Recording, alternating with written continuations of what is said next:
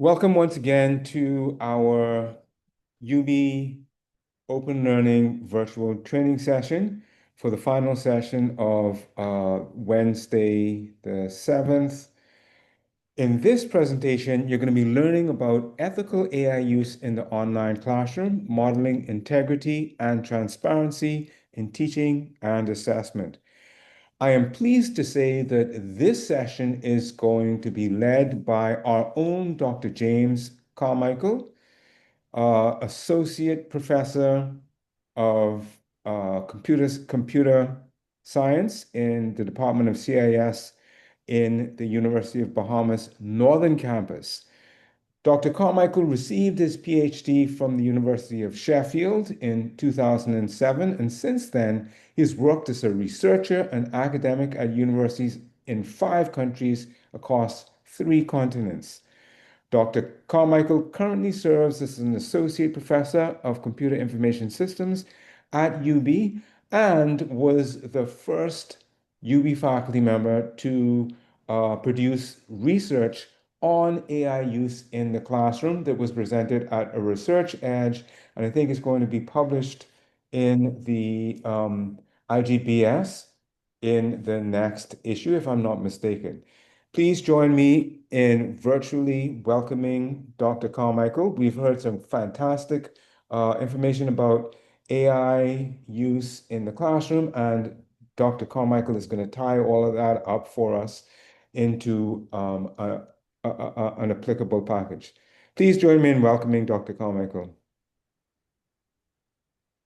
Thank you very much, Dr. Bethel. You are most kind. You are most kind, and I appreciate it. No, I have the task of living up to what you have just advertised. Oh dear me, oh dear me.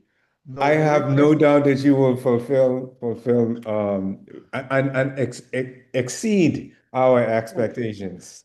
Oh my Lord. Oh my Lord. Okay. No, do we press the share button here? Yes, just go ahead and share. I'll stop Okay. sharing mine. Okay. Okay. I'm sending a request. I just sent a share request.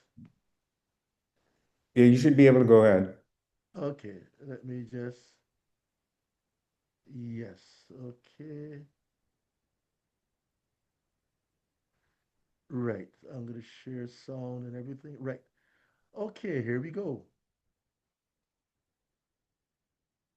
Okay, can you see my screen?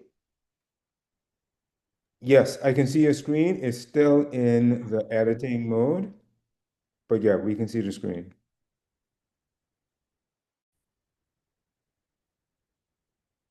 Yes. Okay. Can Perfect. you? Wonderful. Okay, so good afternoon, ladies and gentlemen, colleagues. Ethical use of artificial intelligence in the online classroom, modeling integrity and transparency in teaching and assessment. Now, I would like this to also be not simply me being a talking head. Um, I want us to get involved. I want us to also. So, what can you say here? People, if you don't mind, if you have to hand any course outlines, see if you can lay a hand on them. I am sure you may have on your laptop computers right now as we speak. There's probably a course outline somewhere. Yes? Turf it out, people. Come on, turf it out. We are going to do some work on what are called course learning outcomes.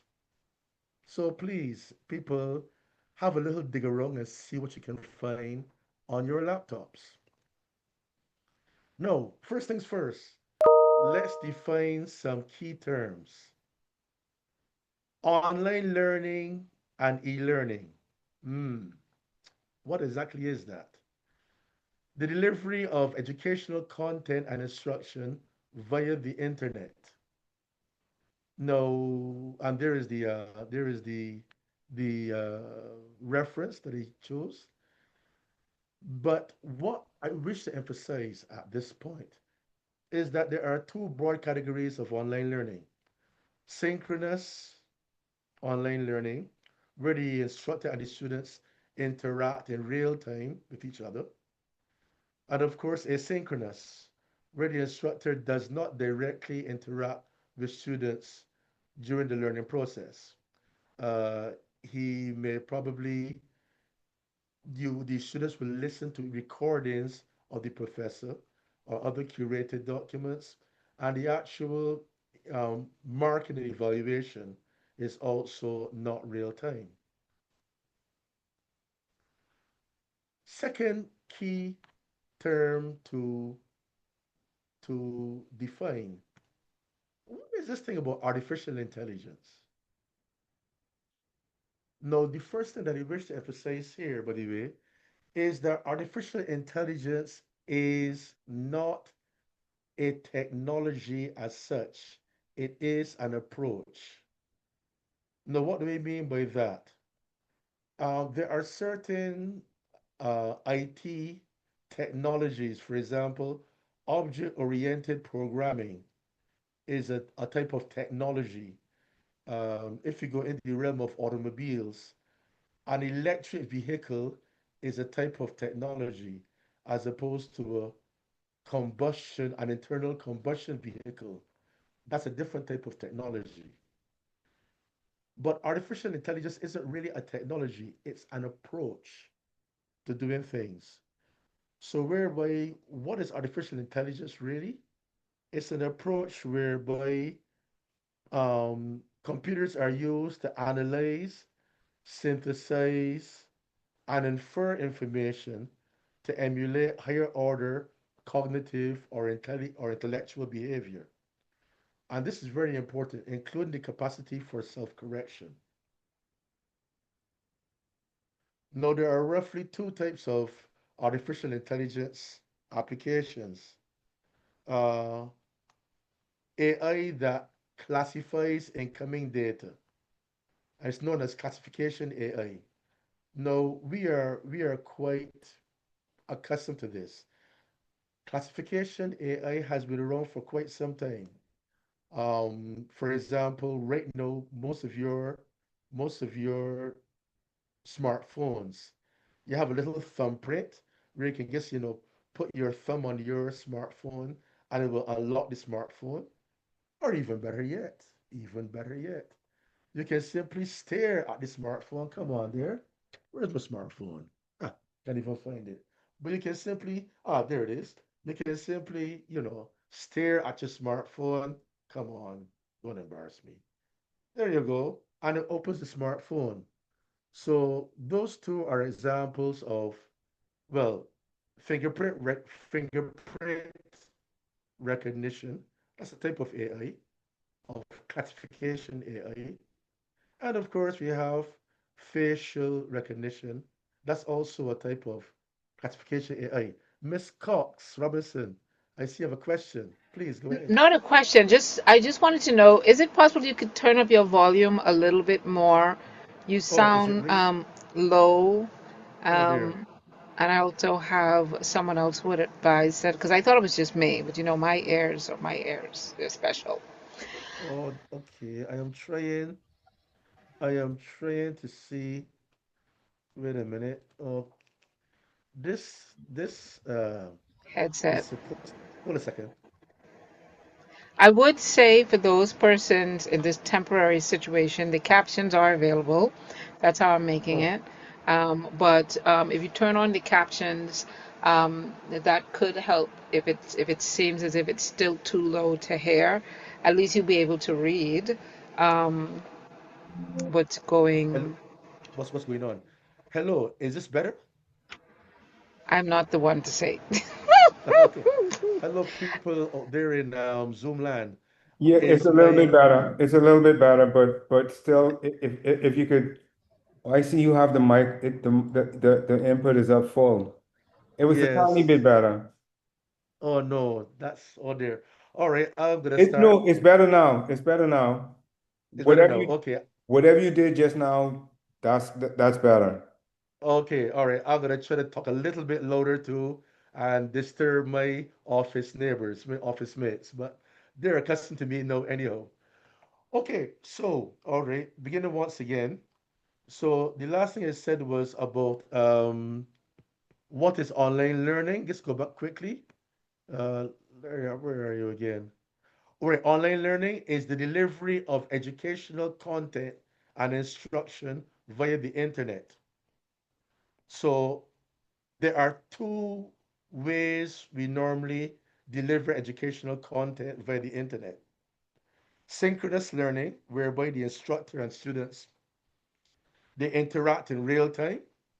And then there is the asynchronous or the asynchronous technique, whereby the educational material is posted, but then the instructor is not there in person, and the students can therefore, you know, um, learn at their own pace. You can think of the asynchronous style. I like to call it the YouTube style. You know what we do? We are on YouTube. There is some course you want to do, and then there are a series of pre-recorded videos, and you take your time and you learn via that technique. Personally, I like to have synchronous style. I like my instructors to be there, me to ask dumb questions. You know how it goes. But in any case, the important part here, it is delivered over the internet. And that has its special challenges, as we have been hearing over the past 2 or 3 days. Now, in terms of artificial intelligence, what I was saying before, and I'll say it again, is that artificial intelligence is not a technology as such, in the way how electric motors and internal combustion motors are different types of technology. Electric motors use an induction type of magnetism to get the old motor running, while internal combustion engines use controlled explosions of gasoline and blah, blah, blah. So there are radically different technologies. AI is not a technology. It's actually a family of technologies, and really and truthfully, AI is an approach to computing. What is the AI approach? It's the use of computer science or computer technology to analyze, synthesize, and infer information to emulate intellect or to emulate human intellectual behavior, including, and this is very important, the capacity for self-correction.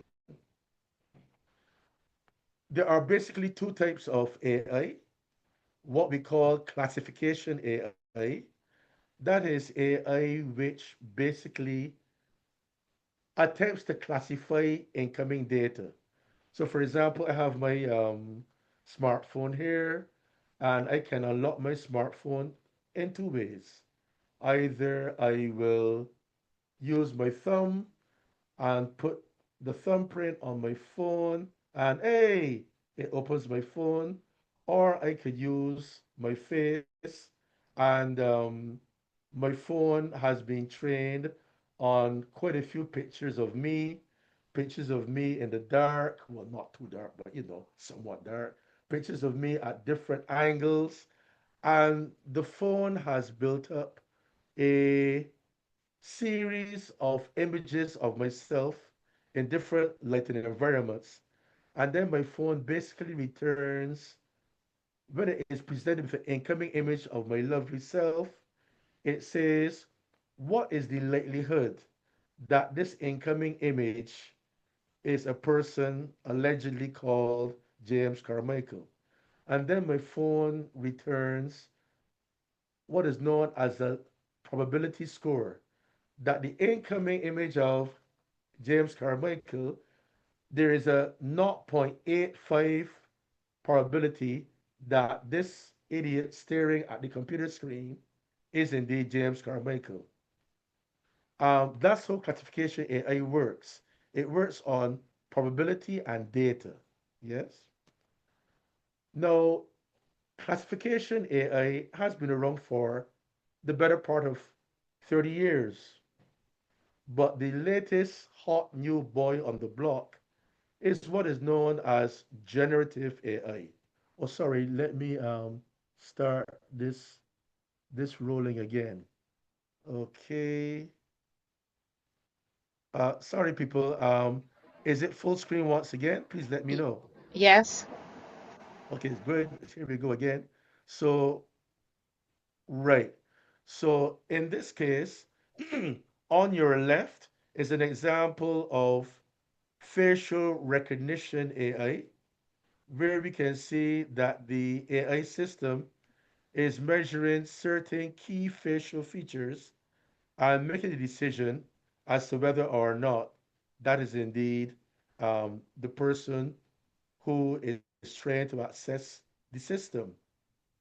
But look on your right, and here we have a case of a very famous painting, The Girl with the Pearl Earring.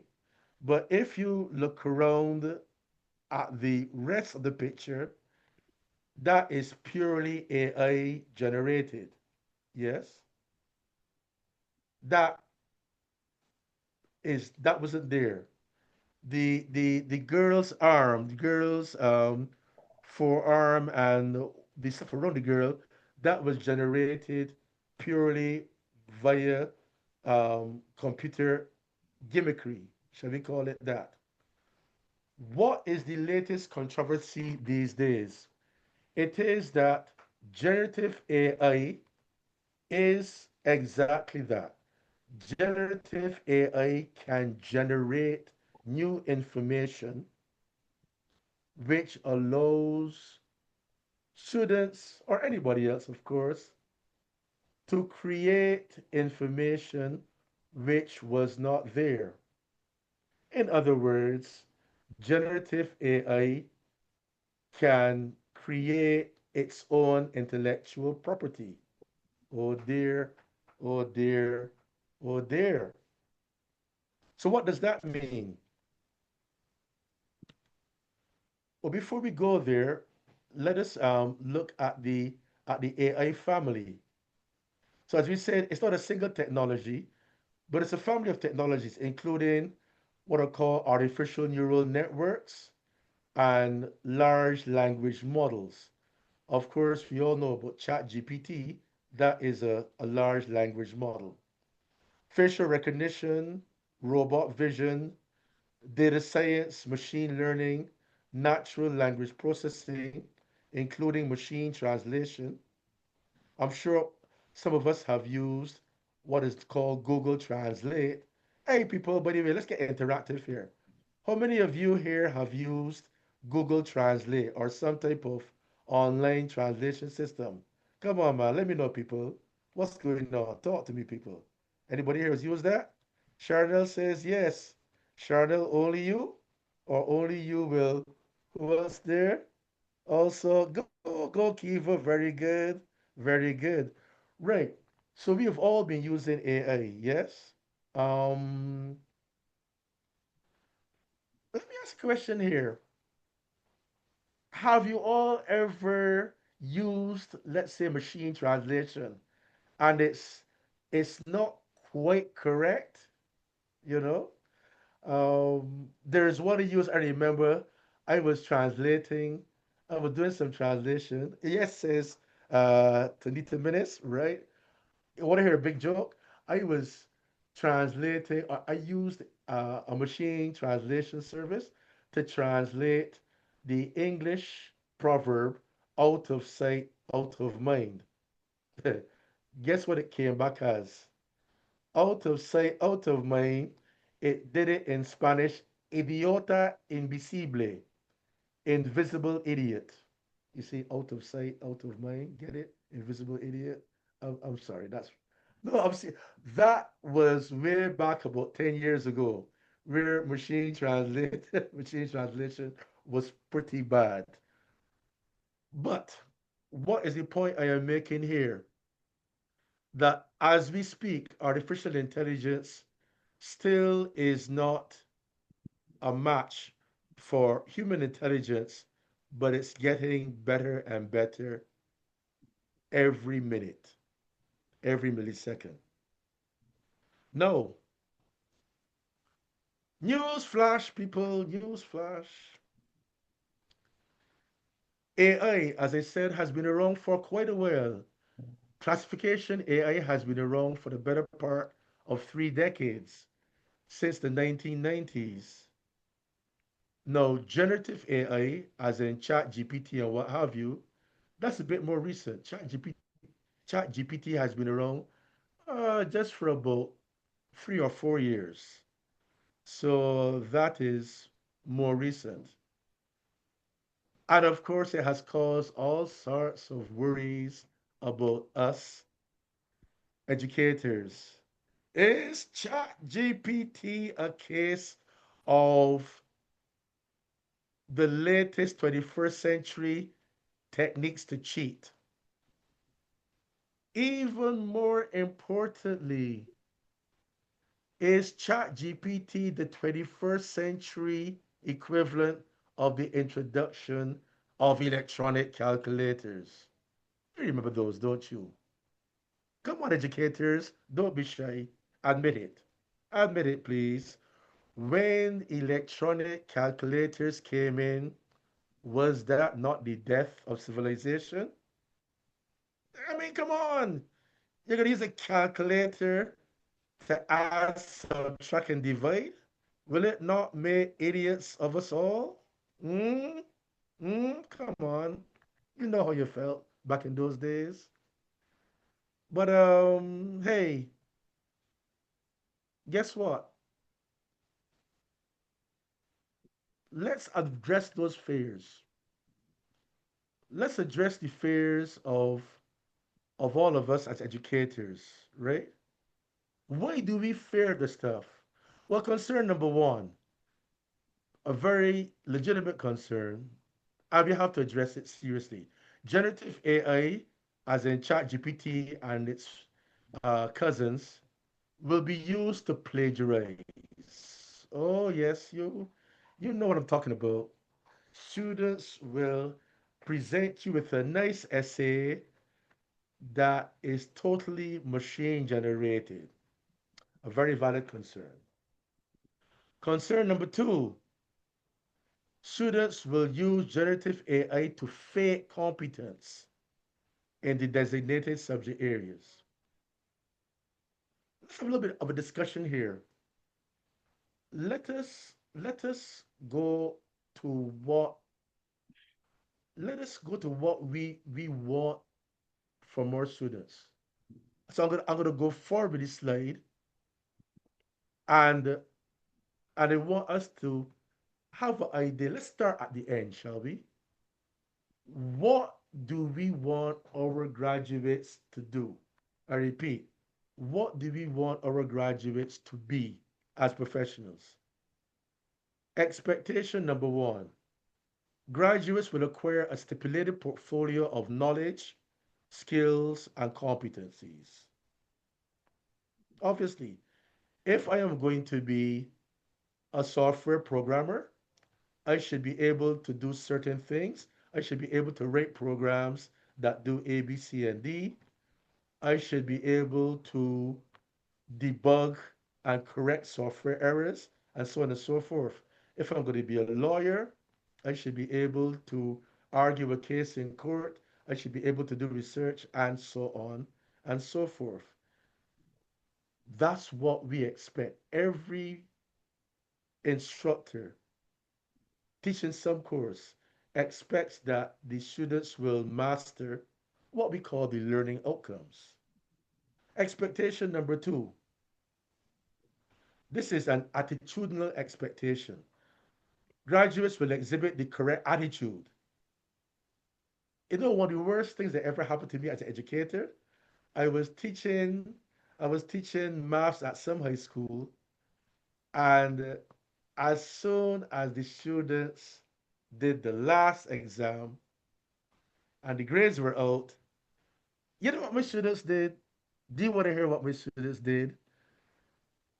They organized a book burning party. They said, "Thank God the mass is over. Free at last. We are never going to touch another mass book again." They passed, but I was disappointed. Why? um, there was an attitudinal deficiency. They did not want to touch maths ever again. We as educators, not only do we want to have competencies and skills, we also wish to pass on our love for the subject. And we hope that our students will actually pursue the subject and it will change their characters. We want the attitudinal outcomes as well. Number three, expectation. Students, and this is something that's often not discussed, students will be able to master the tools of their chosen profession. I repeat that.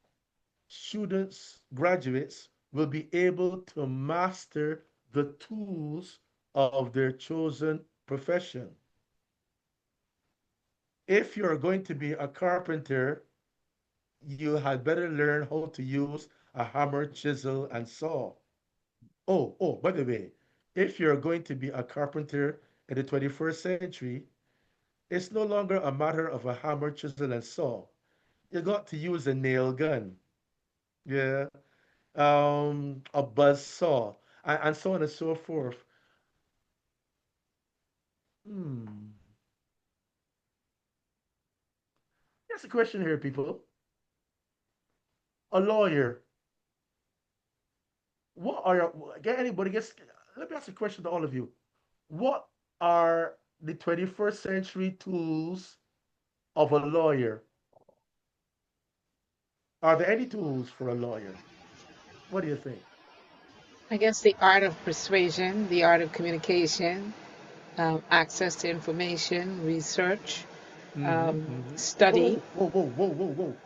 Research. Oh, I love that one. How would the lawyer find this information? Now, in old days, I had an uncle who was a lawyer. What did he do? He went to the old dusty library, thumbed through the old books and, yeah, boring stuff. Is that what 21st century lawyers do? I repeat, is that what 21st century lawyers do? I would imagine on UB's campus, they go to the law library. No? Really, huh? Is the people, tell me, everybody who's around, do you think a 21st century lawyer, if all he knows how to do is to go thumbing through a bunch of dusty old bookshelves, do you think that person has adequate tools as a lawyer? Hmm? Possibly not in the 21st century, no. Bear that thought in mind. Bear that thought in mind.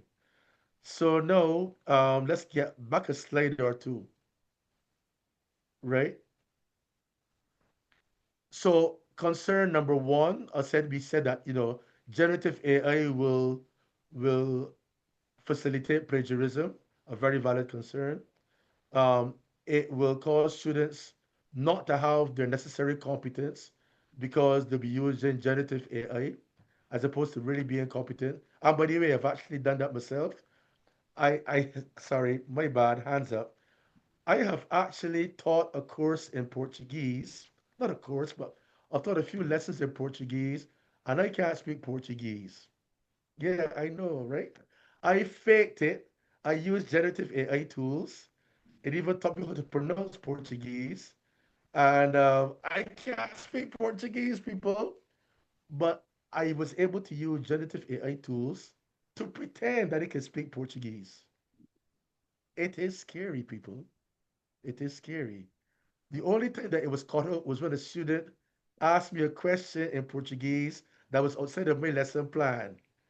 Dang, that hurt because I wasn't prepared for it. And of course, I didn't have the competence. But you see where I'm coming from. Now, concern number four,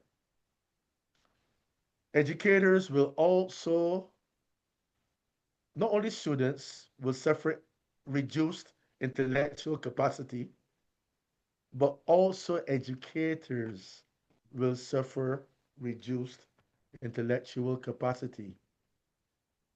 Come on, people, educators. How many of you are good at mental arithmetic? Yeah, I mean, us educators, How many of you can walk through as you're shopping and add up that grocery bill in your head? Hmm? Hmm? How many of you? You know what? You're all the victims of using calculators. You've lost it, people. So sorry. There it is. Blame it on the calculators. Anyhow, on a more serious note,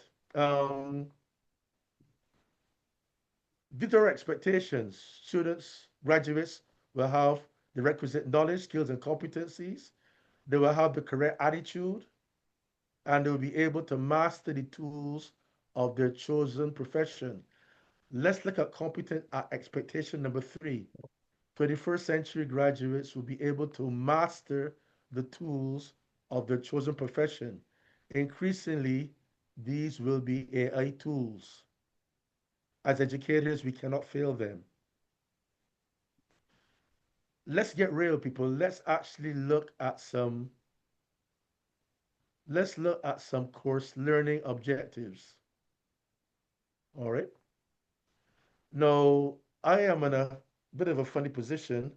I teach both I teach both computer science and Spanish.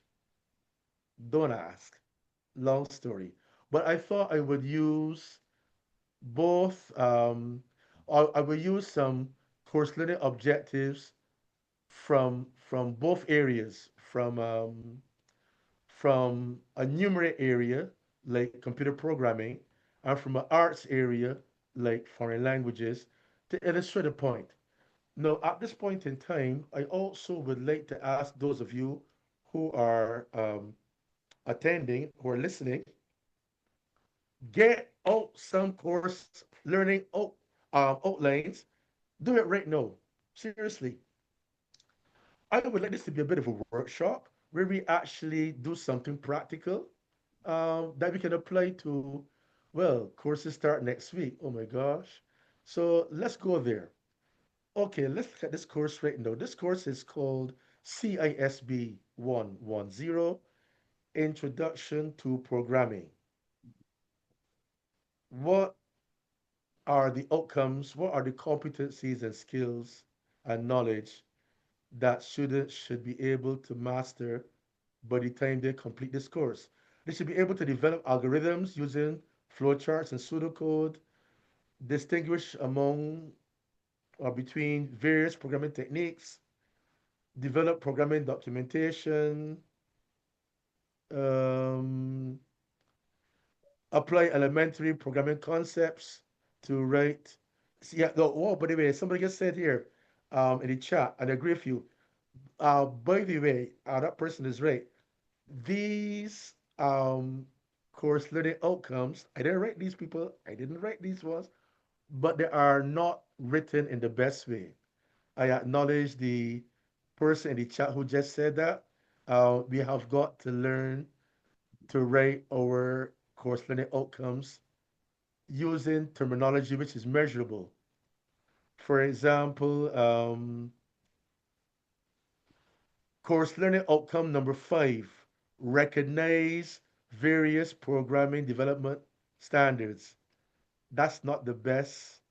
That learning outcome is not well written because how do you measure recognition? Uh, Bit difficult. So I don't, but that's a whole different kettle of fish. I don't want to go there right now. But what I want to show you here is you will see programming outcomes 5, 6, and 7. I have them in yellow. There's a reason for that. Programming outcomes 1, 2, 3, and 4 can be done by by AI if you really want to do it. Yes. Programming outcomes 5, 6, and 7, they tend to target um, abilities which up to now AI finds hard to master.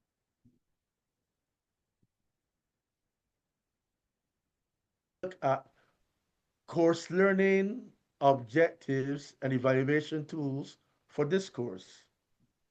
So if you want to develop algorithms using flowcharts and pseudocode, oh yeah, how would you actually measure that? How would you know if the students are actually good at developing pseudocode and flowcharts? Practical assignments. ChatGPT can easily copy this, or ChatGPT can easily generate flowcharts and pseudocode. Not an issue. Number two, distinguish among various programming techniques. Now, the typical way to actually evaluate that would be the use of multiple choice questions. Now, ChatGPT or classification AI systems would find that difficult in the testing environment. Yes, that is hard for AI to do. So cheating for multiple choice questions, that's not quite that easy for AI applications to do. I suppose that's a good thing, right? Developing program documentation. Oh, ChatGPT can do that so quickly and so easily. Yep. Number four, apply elementary programming concepts to write programs. Oh, yeah. Well, on your right, you can see the source code in the screenshot there. You can see source code which ChatGPT wrote. But guess what, people? That source code, it may not have bugs, but it has certain inconsistencies that only a discerning student would pick up. But more on that later. More on that later. Quick, All quick, right. quick question Sorry. on if Yeah. you go back. Quick question Mm, on that same one that you just did. okay. So I've actually done this before, um, not with this language, but with some SQL queries. Okay. And I put it in, it gave me the SQL. I put it into the to create a database. Hmm. Database gave me an error. So I took the Yes. error, put the error back into ChatGPT. This is the error I got, and it refined the code.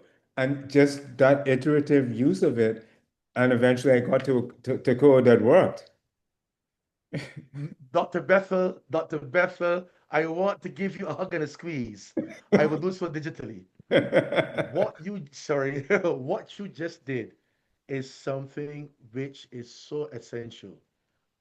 You were able to do something called prompt engineering. In Yes, other yes, words, yeah. what you did was you have, by yourself, intuitively, you have taught yourself how to use ChatGPT for your purposes. Hmm. Now, what is wrong with this picture? You taught yourself. As Ah, educate as educators, we have got to teach our students this. I see. I see. I see. I see. No, I am. As a matter of fact, let me tell you something. Not only am I a professor, I actually I actually do web pages for a bit of a slight job, to get a few coppers to pay gas money. Um, do you think I honestly sit down and code up a web page from scratch? No, Really? no, no, no, no, No, no, not a no. chance. I stuff it in ChatGPT or Microsoft Copilot or whatever it is, and they say, "Look, man, I want a web page that does A, B, C, D, E." So I write a very clear prompt, and then the code is generated. No, almost inevitably, I repeat, almost inevitably, it will have some errors in it. Yeah, that's been my same experience. The first time, it Yes, always has errors. right. And then what we have to teach as educators, what we have to teach the students is, look, students, please use it. I'm going to be a bit controversial here. I will never tell my students, you know something, don't use it. Chat GPT is plagiarism and you are cheating. And if you use it, oh my God, you'll go straight to hell. No, rubbish. Use it. No, there is a time at first when I am first. Oh, Miss Chanel Cox Robinson. Any questions you were I just looking to wanted to answer? make a statement when you finish your thought. Oh, okay, yeah. So what I'm saying here is there will be a time, let's say at the start of the class, let's say I'm discussing um what on earth is a HTML tag? Yes? And how do HTML tags work and whatever.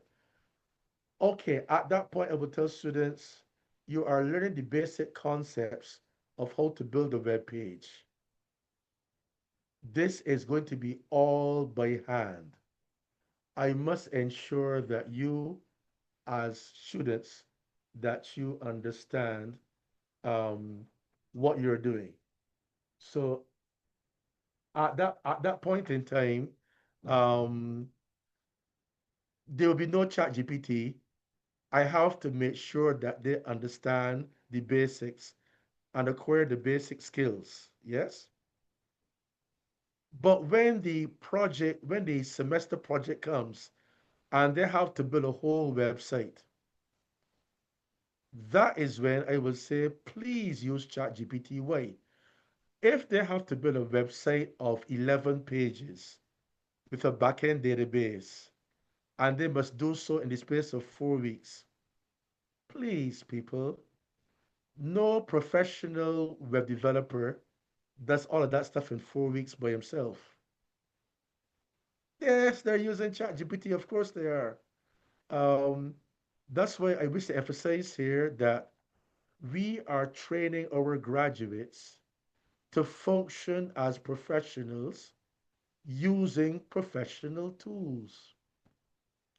And we must work from that basis. Nobody will say to us, educators, you know what? Let's teach a math course and we will forbid the use of calculators. That would be idiotic. you know? Yeah, we have to use the generative AI tools because professionals will use them. Miss Cox Robinson, please, your thoughts. Yes, I just wanted to say a couple of things. Well, I'm trying to keep down to two in the interest of time. Mm, But I feel mm, like what we experienced during COVID is a replay, and I've said this before with the whole AI into the picture, generative AI. And many moons ago, when I first started educational technology, this was like in 2004, I said, you know what? Education is going technical. I need to be ahead of the wave.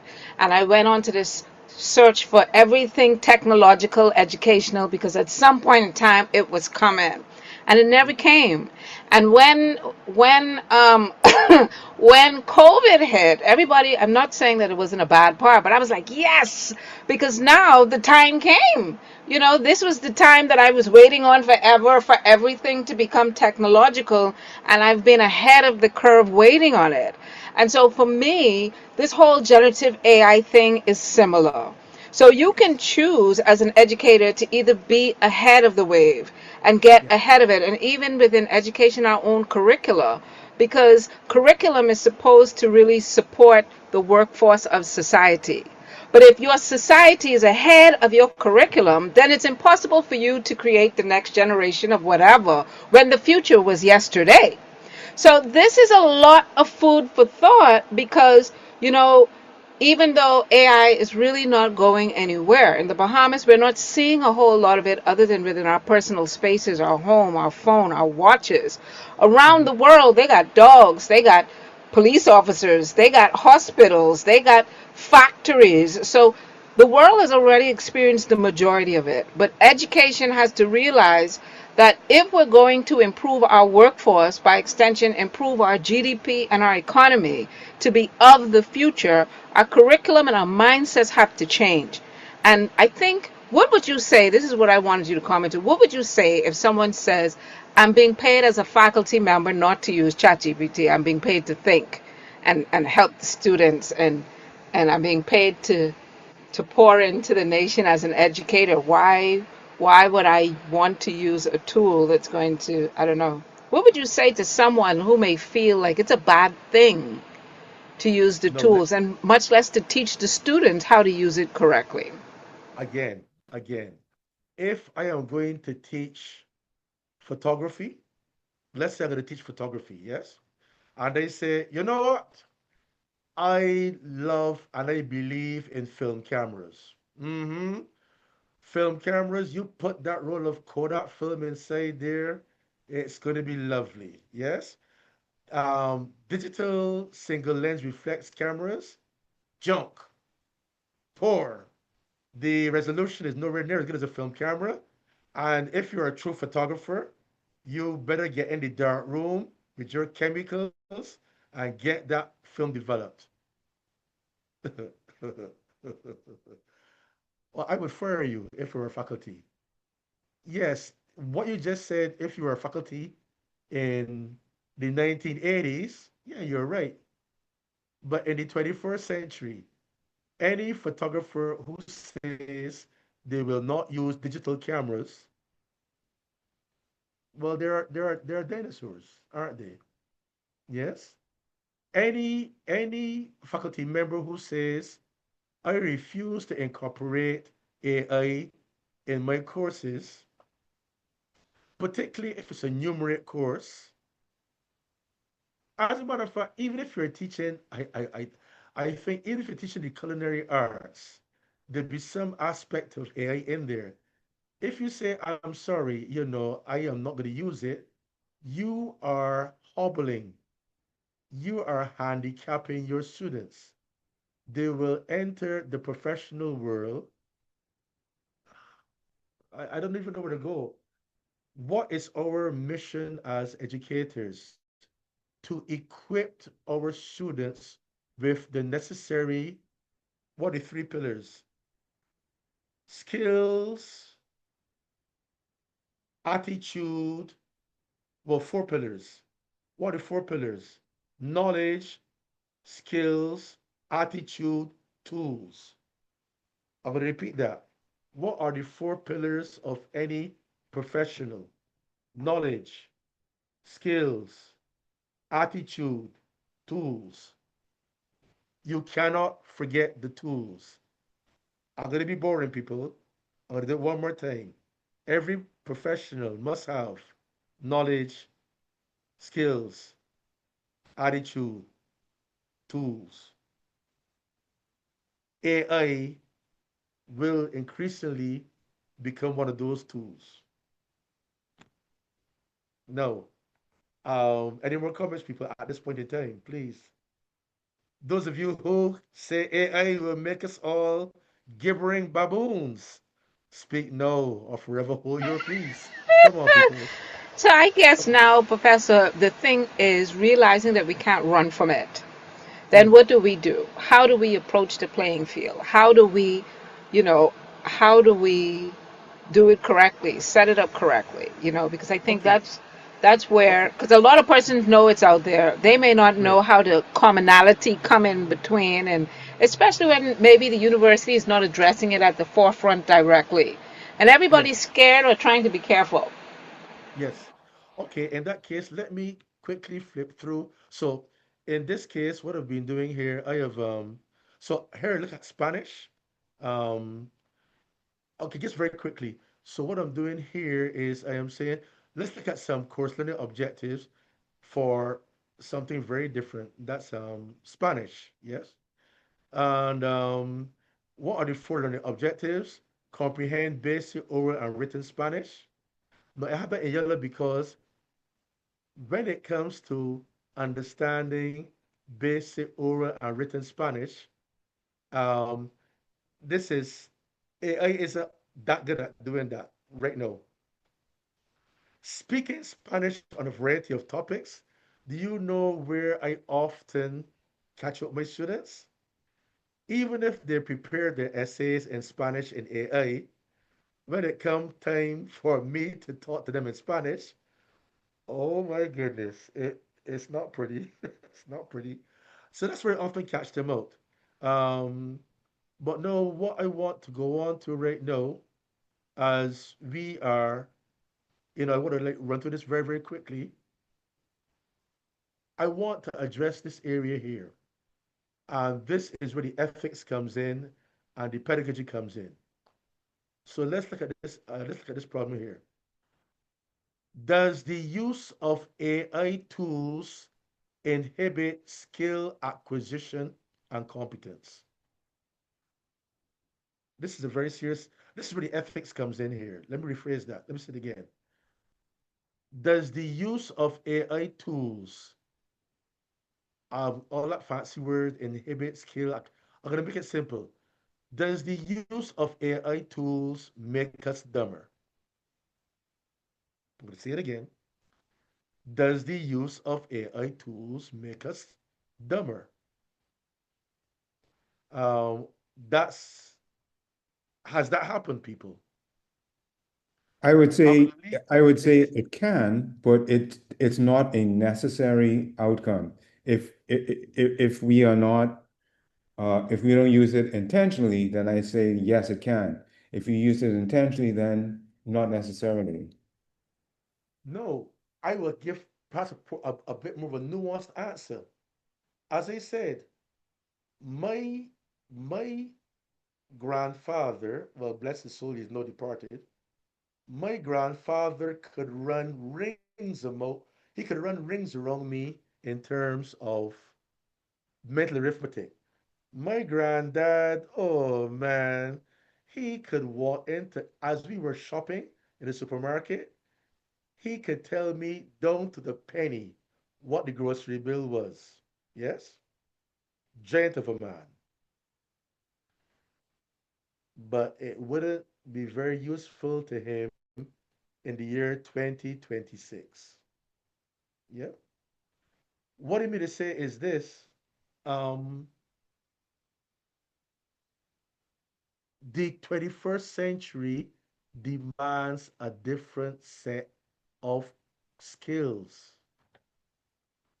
I'm sorry. The 21st century demands a different set of skills. Mental arithmetic, great stuff. If it was somewhere in the 1800s, it'd be very useful. This isn't the 1970s anymore, people. This is 2026. Okay, I'm going to go here for a second.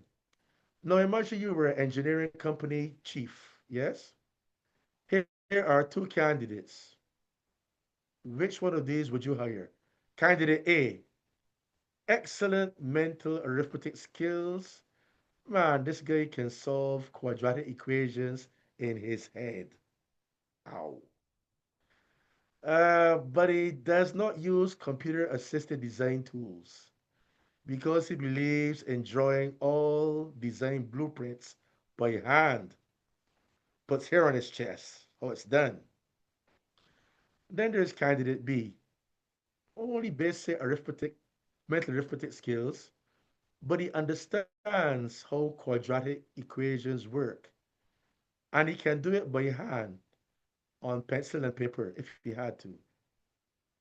He is proficient in the use of AI enhanced CAD tools and he regularly takes refresher courses in his chosen profession.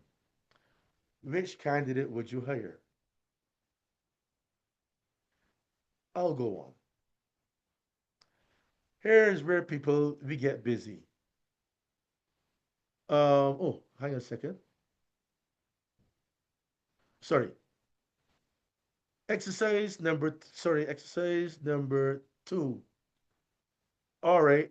I want us to know, just very, very quickly, is I want us to have a look, if you have it to hand, have a look at some of your course outlines. Yeah.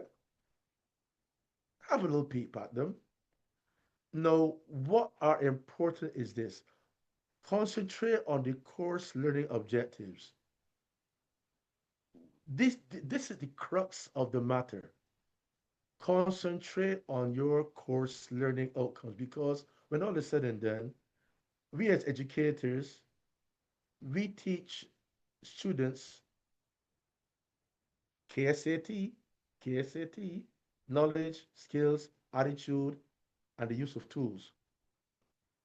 How would we design evaluation exercises to allow students to demonstrate competence without the use of AI tools?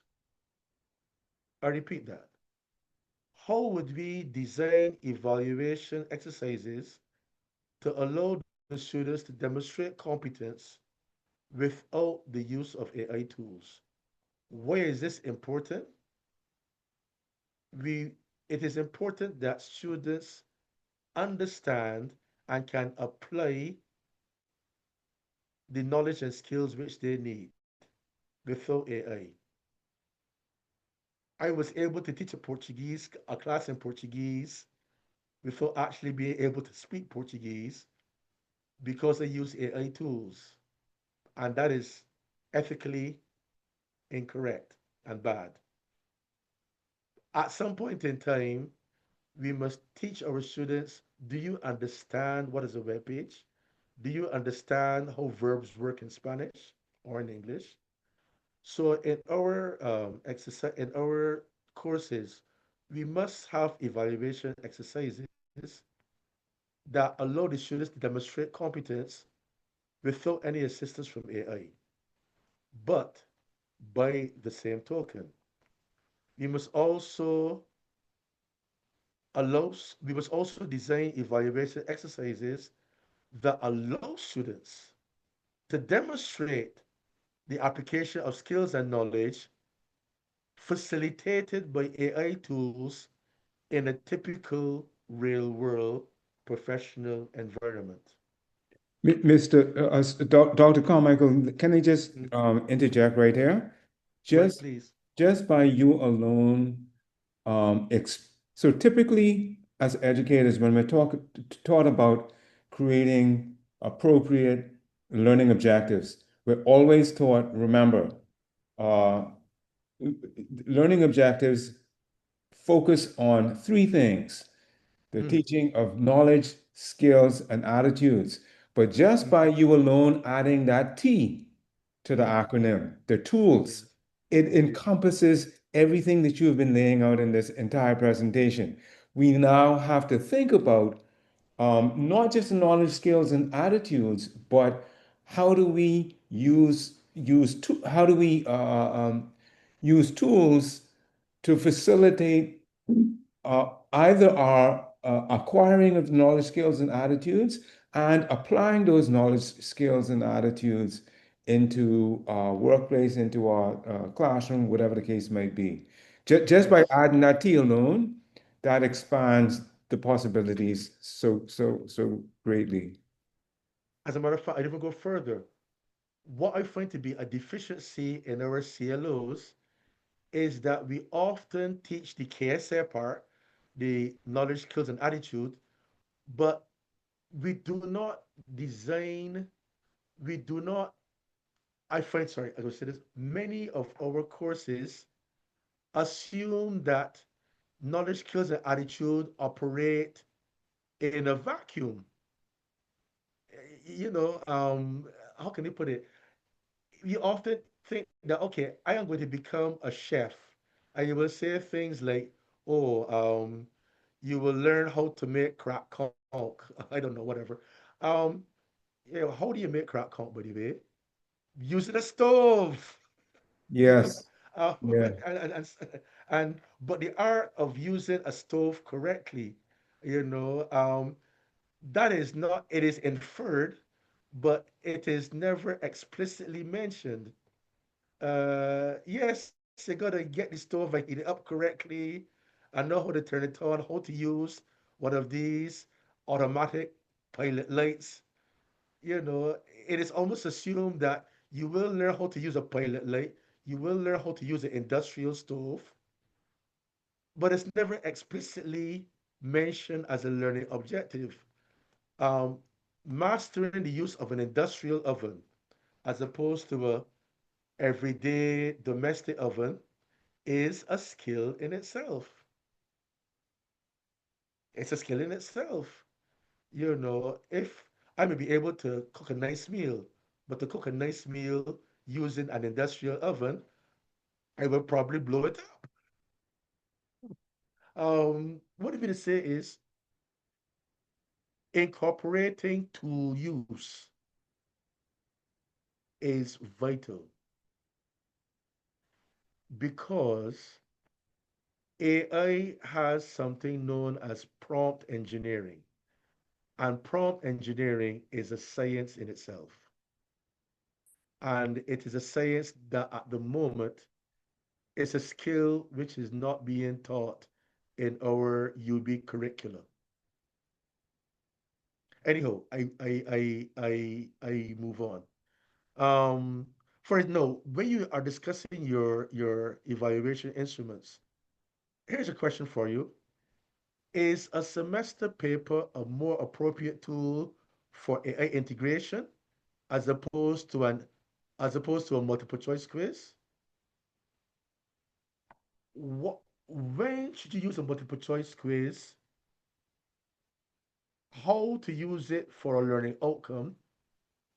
Is it an appropriate tool for a learning outcome and AI or not, or whatever? These are things which we have to consider. And this is part of ethics, by the way. You may not have noticed it, but already I am not even going to, I have gone past the stage where you say, should we be using AI? Excuse my French, hell yes. The point is how to use AI effectively and correctly and ethically. Um, I did a bit of an experiment about 5 years back at a previous university where I had two control groups, a group of students that were able to use um, large language models a la ChatGPT. They were able to use large language models and ChatGPT, well, AI basically, for their computer programming assignments and even their final tests, and other students who were not allowed to use uh, any type of generative AI. Now, both student groups could use also online resources. So they could go online, they could use Google. Both groups could use Google. Both groups could go to programming fora and so on and so forth. Yes? Anyhow, overall, we found that the group with ChatGPT, overall, they scored higher. Yes? But what I want to draw your attention to is the following. If you notice very carefully, the group that did the exercises which did not incorporate AI, so the student group who were able to use with the basic understanding, that group performed better overall, even the students who could use ChatGPT right through. And then, this is the crux of the matter too. The students who performed the best were the students who were able to demonstrate competence without the use of ChatGPT, but who could also, if necessary, use ChatGPT and were trained in prompt engineering. What that means is, overall, is that the best cocktail of competencies are students who have been trained and evaluated using a mixture of AI enhanced tools and evaluation exercises which do not have AI enhancement, but who are trained in the manipulation of AI tools. Let me do that once again. Students who were showed proficiency in basic understanding via their scores in tests, which did not allow them to use AI, but who, when they were given the chance, were trained in the use of AI and how to use it correctly, those were the best performing students. Which now leads to the grand finale, so to speak. What is the ethical framework that we need to prepare students for the 21st century and beyond? This framework I propose. Now, when we are preparing our evaluation exercises,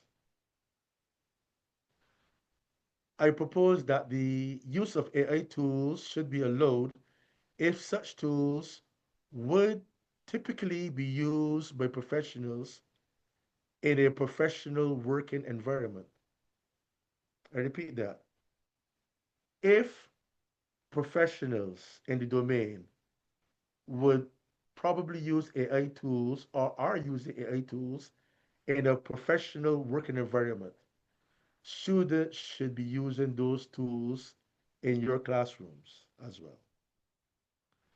Number two, students must be taught correct query refinement and prompt engineering techniques.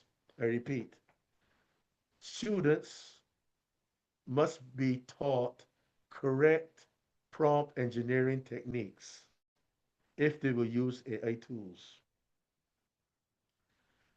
Number three, there should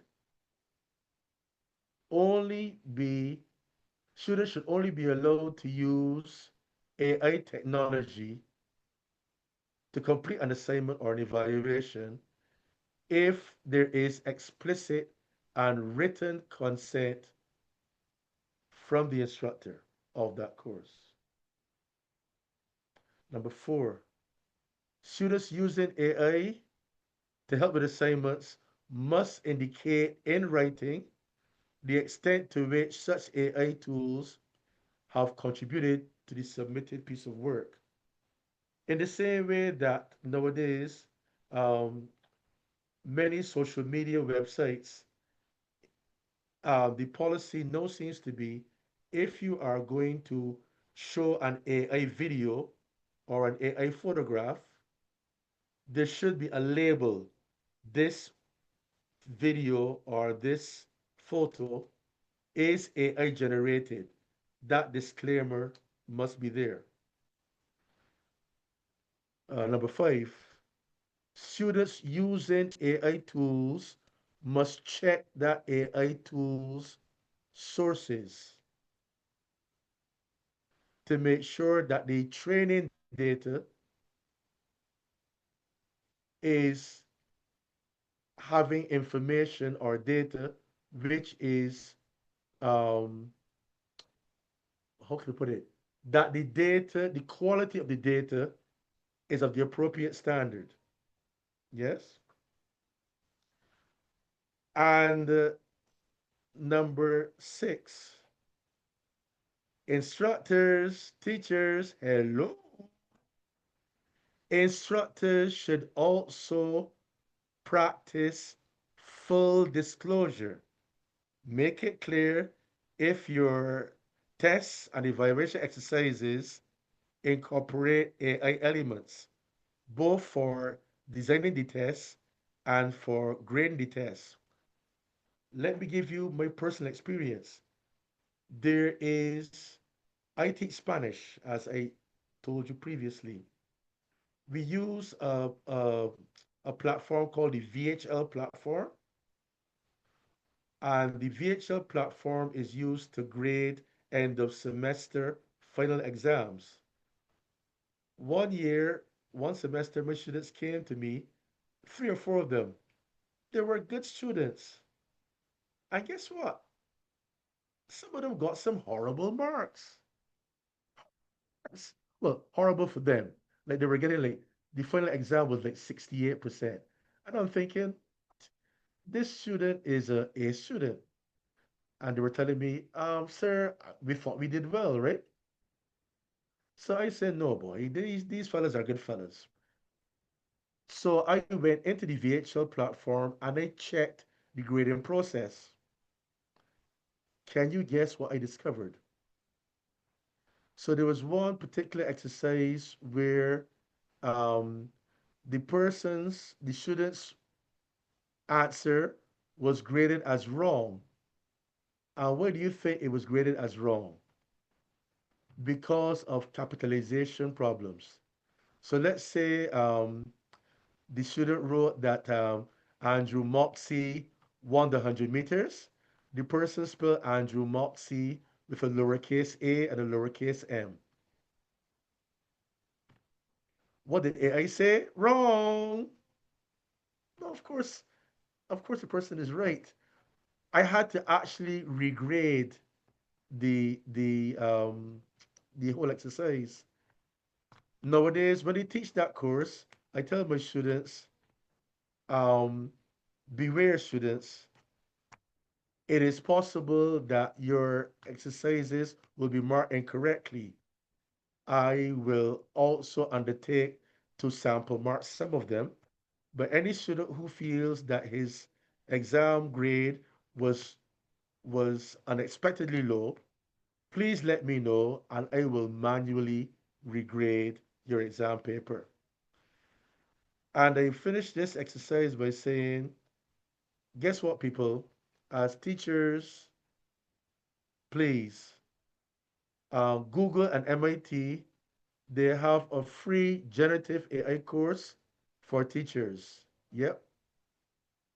Educators, you got to get involved. No, the actual URL for that course is pretty small. It's right there at the bottom of the slide. Click on that, and I advise you and I counsel you take the course. It's great fun. Dr. Carmichael, could you please copy and paste that link into the chat because we can't get it Oh, yes. off the Well, slides. okay, will so Thank you. do. Will so do. And Okay. then I see you've moved to the question time. Dr. Moxie's had his hand up now for a good Yes, five yes. minutes. So Thank let you. him go ahead. Yeah. No, Go no, ahead, no. Dr. Moxie. Actually, yes. This is so intriguing, Dr. Carmichael.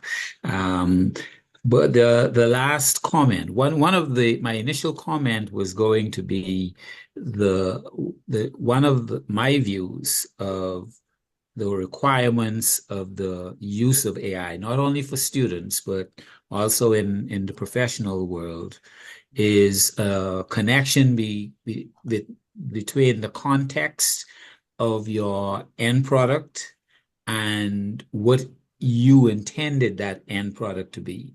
And so what I'm thinking is that the ability to evaluate the product of the use of AI is really what at the core of being able to use it effectively and ethically. So if, for example, I ask a student to design or to predict the products of a chemical reaction, Hmm. there are multiple possible products, and the product might be one of those. But the question should then be, is it the predominant product, and why it is the predominant product, and what is the effect of modifying the conditions of the reaction? So some level of dissecting the results that was produced by AI to a student or to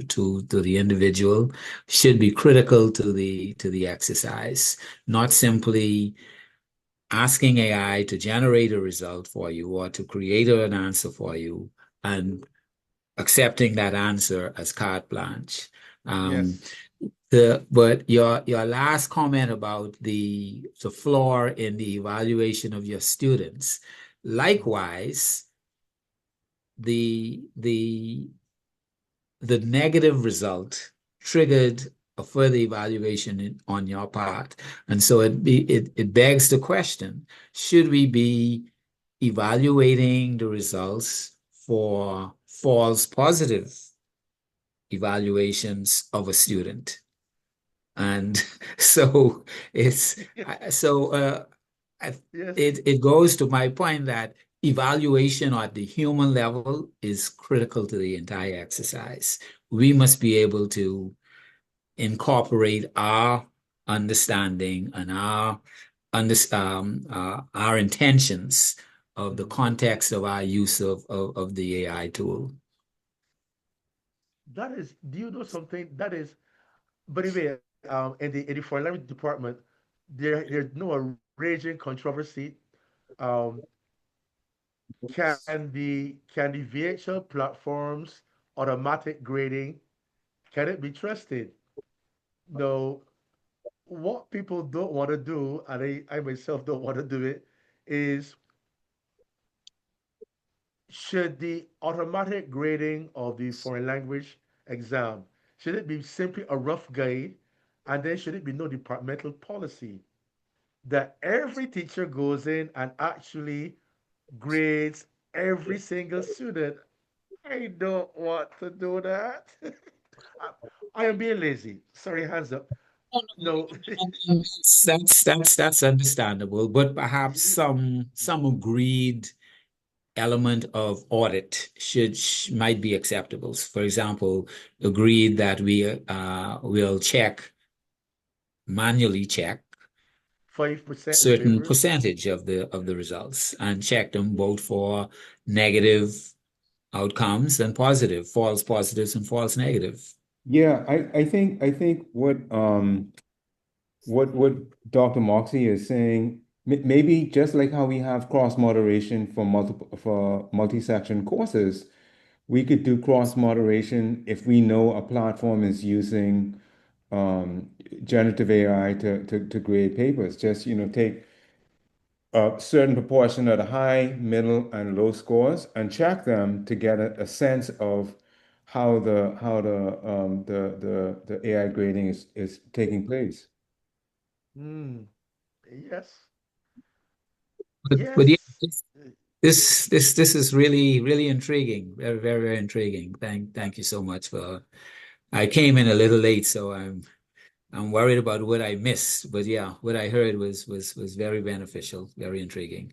So I Thank just would like to let you both and to everyone on the call know that right now I'm a part of a task force that is looking at developing an AI policy for the university, and both what Dr. Carmichael has presented here, that this is essential. We will definitely need to reach out to you to be a part of that. But also some of the ideas that Dr. Moxie, you have suggested can also inform the work that we're doing.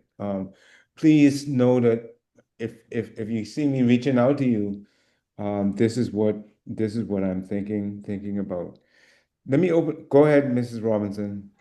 I'm really happy that Dr. Carmichael actually shared this link with regards to Google and MIT generative AI courses. I would also say along that line, they also have one for students. They have a generative AI curricula for kindergarten straight up to grade 12. So if you are an educator who you're thinking, okay, how can I bring this to my students? How can I do it ethically and safely, little by little? They you. also have a curriculum, and then there's also called I think it's AI Day of. They just released something via email a couple of minutes ago, but Uh-huh. the information is out there where they have these curricula already designed for integration of AI into your curriculum, and you can just look at it and see how they are suggesting to incorporate the education, the knowledge, the ethical use, the awareness, of it. You can't hear me? No, I can't hear you. You Dr. drop Kam. down. Yes, it's come back now. Yeah. All right. Okay. Can you hear Okay. me now? Yes. Okay. Mrs. Robinson, before you go on, could I just remind Dr. Carmichael, if you could please, there we go. Never mind. That's Yes. exactly what I Right. was Right. going to ask you to do. Right. Perfect. Okay, so yeah, so I was just saying, just how you were sharing, Dr. Carmichael, that MIT and Google have this free training for teachers. Mm-hmm. You also have MIT also have something similar for a curriculum for students, and it's Ah. from kindergarten straight up to K-12. I was just suggesting that if you are an educator who's trying to figure out how can I begin to incorporate AI usage within the classroom, within my pedagogy, you might also want to look at that. And I do have that link somewhere on my computer. And if you want me to shoot it to you, if you send me an email, I can actually share that. They also have something called AI in the day of something. I'm in this group, and they also share information about how you can incorporate AI into teaching practice, into everything that you do in order to create digital citizens and to become one yourself as an educator, looking toward ESTE's technology standards, especially so that you as an educator can actually be primed to navigate that conversation with your students ethically and safely, so you won't get a whole lot of cheating. And I think the way, I'm not saying the students may not cheat or they won't plagiarize, but the safest way to do that is through education. So if you train your students and you make them aware of certain things, you teach them how to create the prompts correctly so that it Mm-hmm. could be to Yes. their advantage, then it's more likely that you would actually probably see them using it incorrectly than correctly. And one of the things I want to say, and then I'm done. If you have not tried, Google has a tool called Google Notebook LM. You can't hear me? Nobody can hear me? We can hear you now. We can hear you now. Okay. So I was Right. saying Google has a tool called Notebook LM. Yes. Notebook LM, and it's an AI generative tool, and I think it's a really good tool. I started using it with my students that introduces them to how to use the tool. So the way it works, you upload all of the notes that you want them to engage with, and they can actually ask the tool questions. One of the gentlemen who actually introduced me to this tool, the way he uses it is he grades his students on the kind of questions they actually ask the tool. So it's not necessarily what you get from the tool, but what are you Yes. asking the tool? So I think what it is, as we shift in education, it requires us as educators to really reflect on how we're actually assessing what we are assessing, what is meaningful as we look at that end product. Who or what are we trying to produce in the 21st century? And it all speaks back to that curriculum, right? Mm-hmm. And again, as I shared earlier, the curriculum is essentially supposed to inform your workforce. That is your economy for the 21st century. But if we Mm-hmm. have persons not necessarily utilizing the technologies, utilizing the tools, teaching students how to use the tools, right now, I would dare say, do we have a student population that can solve AI generative technological problems with our cell phones, with our refrigerators, with our cars, with our laptops, with our no, and that's a gross statement, right? Because I don't have the data before me, but this is the question that we're talking about. And if we're supposed to be the tertiary institution of the country, we also have to be forward thinking. Yes, there are fears, yes, there are challenges, but we can navigate them. But Mhm. we have to try to, like Dr. Bethel said, with this task force and everything, we can't stay behind the wave. We have to get in front of it, if we're going to produce an economy and a society that actually can help us look into the future. That's my 5 cents. Thank you, Dr. Carmichael. Excellent presentation. I really appreciate it. Hey, really quickly, if we have any questions, and well, actually, I think I'm gonna have to wrap it up there because we are already well over time. Can you hear me now, Dr. Yes. Carmichael? Yes, Yeah, he I'm can. Yes. saying we're gonna have to wrap it up there. Unfortunately, we don't have time to take any additional questions.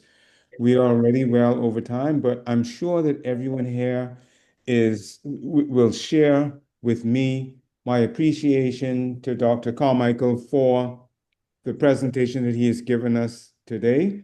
Please be sure to use the evaluation link that has been shared with you in the chat to evaluate the session, give your feedback on it.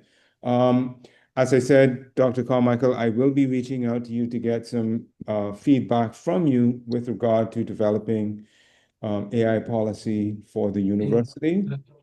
And I want to say thank you to all of our participants for coming out for this afternoon's session. Please, again, let me remind you to complete the evaluation form.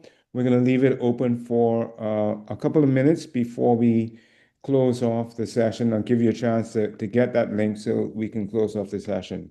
Thank you again, Dr. Carmichael, and have a wonderful afternoon. Same to you, same to you, same to you, and to all. And I thank you for thoroughly enjoyed the presentation. You know, we have to meet in person. That's how I feel.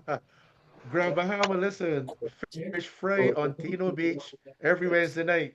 All Don't right, miss it. Don't miss it. Don't miss it. So yes, please. I thank you for having me, and as you said, um,